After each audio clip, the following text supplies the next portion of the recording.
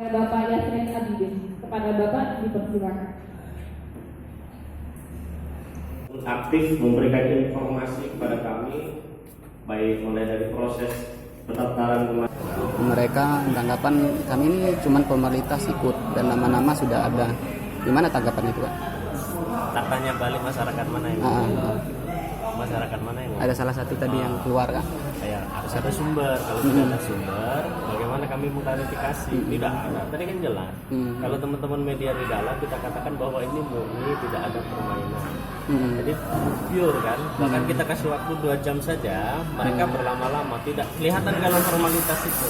Jadi saya tahu bahwa itu selalu muncul. Selalu muncul. KPU berusaha menjalankan PKPU 13 itu dengan sebaik-baiknya. Jadi memang prosesnya sangat terbuka, kita lihat bersama teman-teman media tadi juga menyaksikan tidak ada satupun peralatan yang boleh dibawa masuk. Boleh dicek mungkin di tempat lain ada yang masuk, kalau kita nggak tutup statement. 18 kepala daerah oke. Nah, kita tidak berharap seperti pemilu tadi ya. Pemilu 2019 tadi ada beberapa kecamatan yang saya sebutkan, Kecamatan Kalijaya sama Kecamatan Rausulu kan yang bermasalah itu. Jadi KPU mesti mengedepankan profesional. Artinya memang orang-orang yang berkualitas dari melihat dari hasil dan nilai apa itu tes tulis ini.